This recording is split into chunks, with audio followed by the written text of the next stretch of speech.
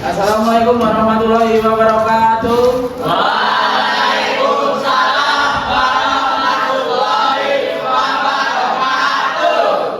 Selamat siang semuanya. Siang. Pada semangat semuanya. Sebelum mulai pembelajaran, tolong ketua kelas untuk memimpin doa terlebih dahulu. Kita duduk siapkan doa belajar. Doa tidak pernah selesai. Terima kasih Mas Rino. Ya, saya presensi terlebih dahulu. Yang pertama ada Mas Yasub Syarif Maskito.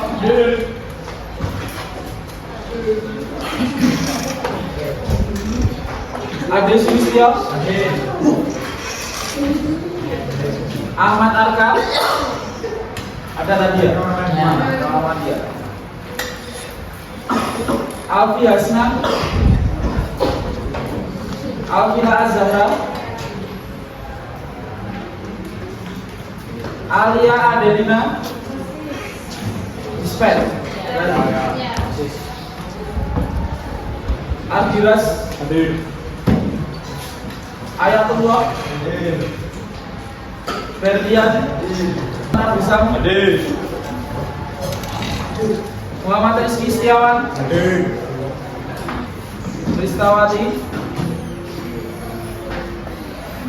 Yang nggak masuk cuma satu ya, Mbak Alia Adelina.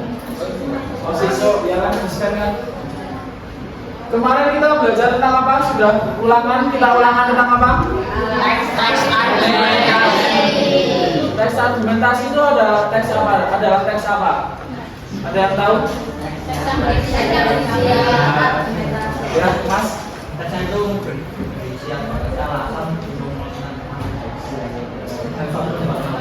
Betul. Ada lagi yang bisa teks argumentasi apa? Bagus. Tepuk tangan buat kita semua. Hari ini kita akan belajar tentang teks cerita pendek. Sebelum masuk ke materi, ada yang pernah membaca cerita pendek? Tidak semua ya, rata-rata sudah. Ada yang berani angkat tangan? Apa judulnya cerita yang dibaca? Masih ada yang ingat? Apa Mas? Belakang. si kancil yang cerdik. Itu menceritakan tentang apa? Kancil. Itu masuk ke teks cerita pendek atau masuk ke teks hewan? Apa namanya hewan? Tabel. Berarti itu bukan teks cerita pendek. Ya bisa juga teks cerita pendek, tapi biasanya teks cerita pendek itu tokohnya itu manusia. Sepertinya kalian sudah tahu teks cerita pendek. Tujuan pembelajaran kita hari ini adalah memahami ciri-ciri teks cerita pendek, mengidentifikasi unsur-unsur pembangun teks cerita pendek. Ada yang tahu ciri-ciri teks cerita pendek apa? Pendek. Ya, itu. Tokoh utamanya manusia. Ciri teks cerita pendek guna boleh.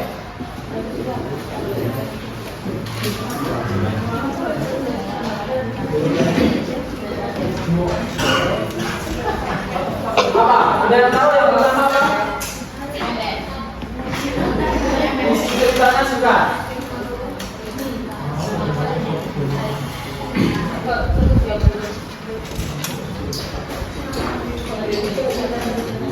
Terus ada lagi tadi apa? Latar terbatas. Tadi apa? Latar terbatas. Latar terbatas.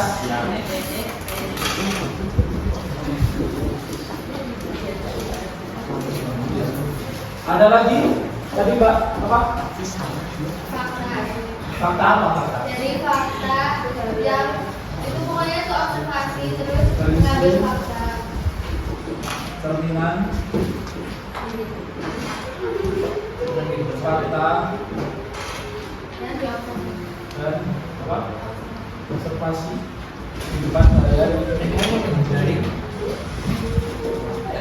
Kehidupan sehari-hari. Ada lagi yang bisa menggunakan gaya bahasa efektif. Gaya bahasa efektif itu gimana?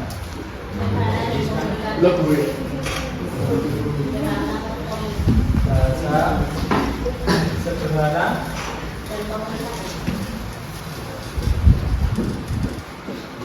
dan komunikasi mengatasi konflik utama.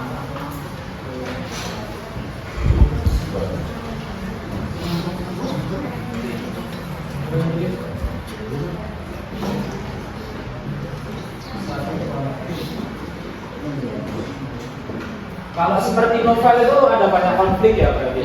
Kalau cerita pendek hanya menemukan satu konflik. Rata-rata jawaban kalian sudah benar. Ciri-ciri teks cerita pendek. Yang pertama itu tidak memerlukan waktu yang lama untuk membaca keseluruhan teks atau cerita. Jadi teks cerita pendek itu hanya cukup dibaca satu kali duduk. Paham? Istilahnya satu kali duduk, kalian membaca teks cerita pendek itu pasti selesai. Kalau dibaca berhari-hari itu namanya bukan teks cerita pendek, tapi novel atau karya sastra yang lain. Kalau teks cerita pendek cukup untuk sekali duduk kalian sudah bisa menyelesaikan satu cerita teks cerita pendek. Yang kedua itu ada tema cerita berasal dari kehidupan sehari-hari, benar ya? Jadi berisi cerminan fakta dan observasi kehidupan sehari-hari. Yang selanjutnya ada watak tokoh sederhana, hanya ada antagonis dan protagonis. Antagonis itu apa? Jangan. Antagonis? Jangan. Kalau protagonis? Hanya ada dua itu, tidak ada tokoh pembantu juga tidak ada. Biasanya di cerpen itu hanya menonjolkan tokoh antagonis dan tokoh protagonis. Paham semua? Ini cerita pendek. Selanjutnya, nah. Kalian bisa scan barcode ini.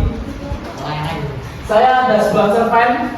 Dulu saya meneliti ini di semester 3. Bu Rahma juga meneliti. Ini cerpennya cukup menarik, tetapi agak susah dipahami. Jadi kalian harus membaca berulang kali. Ini isinya bagus sekali ya. Bisa nggak? Bisa. Ya, cerpen tidak walau dilarang belum aku. Saya kasih waktu sekitar 15 menit untuk membaca cerpen Tidak Walau di Lereng Gunung Agung ini. Apa saja unsur-unsur membangun sebuah teks cerita pendek? Yang pertama, apa tadi? Tema. Nah, betul. Tema. Temanya apa? Kata. Alur. Kata. Alur. Alur, pandang, tokoh dan tokoh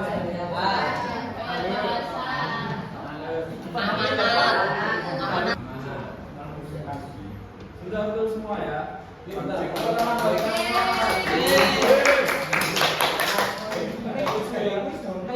yang pertama ada tema, yang kedua ada latar, tokoh penampakan juga ada.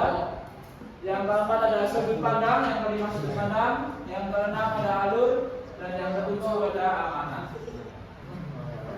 Latarnya di mana? Bali. Ya, di lereng Gunung Agung lagi ya. Ya, betul. Terus tokoh dan penampakannya, tokohnya siapa aja yang pertama? Wataknya di mana? Wataknya di mana? Baik, bijaksana.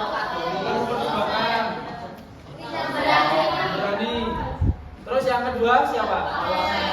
Absen gimana katanya? Ambisius.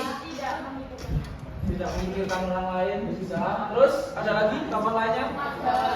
Warga. Tuh. Itu cuma tokoh pembantu.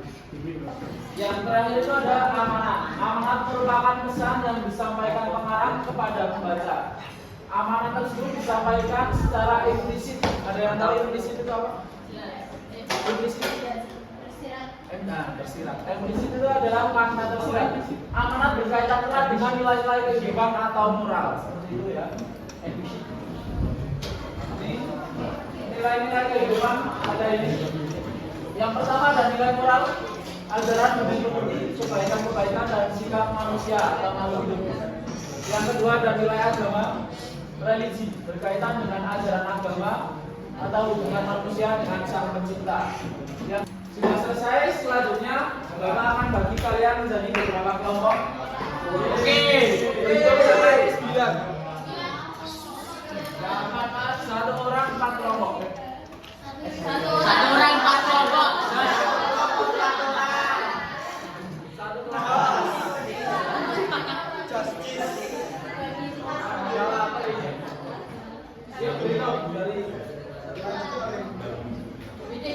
Sate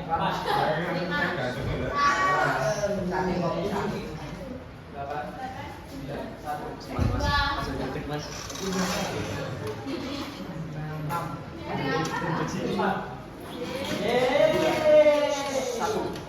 2, 3, 4. Silakan bergabung ke kelompoknya masing-masing. Halo, halo.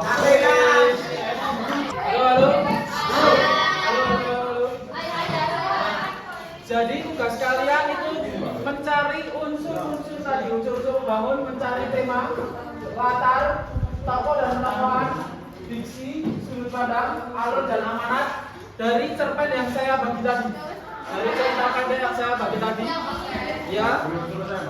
Lalu setelah itu tentukan nih pesan atau makna tersiratnya, merepresentasikan apa, nilai moral, nilai agama atau enggak. Kalian tentukan saja menurut kalian di dalam teks cerpen itu mengandung nilai apa, seperti itu. Paham semua?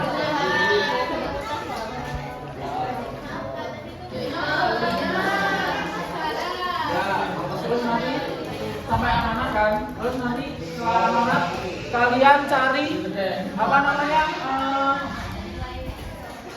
ya ini makna tersirat dari teks tersebut. Bodoh orang itu. Set. Apa mau tanya apa?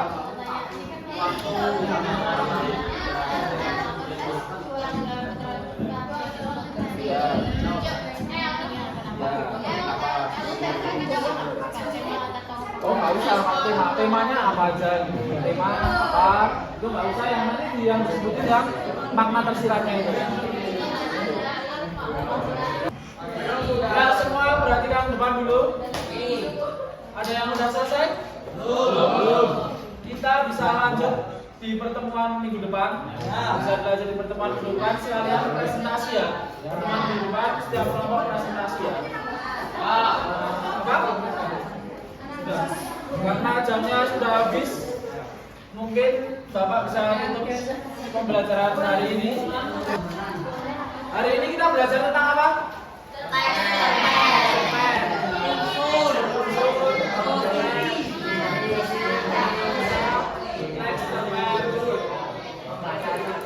Membaca cerpen. Nah, jadi pelajaran kita hari ini adalah ciri-ciri teks cerpen, unsur-unsur pembangunan teks cerpen, dan membaca teks cerpen lalu menganalisis isi yang ada di dalam sebuah teks cerita pendek.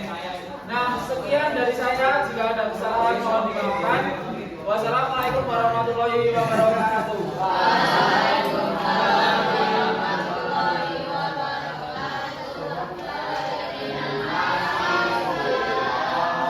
Terima kasih semuanya.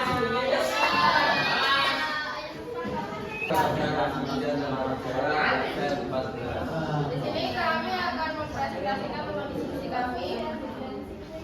Selamat pagi teman-teman. Oke, jadi pada kesempatan kali ini kami dari kelompok 2 akan mempresentasikan tugas bahasa Indonesia kami, yaitu tentang cerpen Jawa. Sebelumnya, perkenalkan saya Genesis Evangelus dari presensi Teguhan hati ketika menghadapi ujian kehidupan. Nilai budaya atau adat, percayaan kepada Idawalut sebagai simbol sakral. Isinya Idawalut digambarkan sebagai Indayani, simbol kesuburan dan keseimbangan hidup dalam tradisi Hindu-Buddha. Sini kami akan mempresentasikan hasil diskusi kami. Sebelumnya, perkenalkan kami dari kelompok 6. Perkenalkan saya Clarissa Nabila Jinsani, absen 11. Perkenalkan nama saya Jara Indonesia, absen 15. Saya Mabalik Jawan, absen 1. Saya menunjukkan prestasi Sila. Hari ini kami akan mempresentasikan hasil kerja kami, yaitu tentang unsur-unsur teks cerpen Idawalut di lereng gunung. Yang pertama ada temanya yaitu kepahlawanan, karena di dalam cerpen sang tokoh utama yaitu Ananta berusaha menjadi pahlawan dalam cerita dengan ibu menyelamatkan ida walu yang dicuri. Yang amanatnya yang pertama ada nilai patriotisme atau kepahlawanan, karena Ananta bisa memiliki sikap kepahlawanan dengan berusaha menyelamatkan ida walu yang dicuri. Lalu yang kedua ada nilai kemanusiaan atau sisi humanisme, yaitu memiliki rasa kemanusiaan untuk menyelamatkan ida walu yang dicuri. Lalu yang keempat, sekian, terima kasih. Wassalamualaikum warahmatullahi wabarakatuh.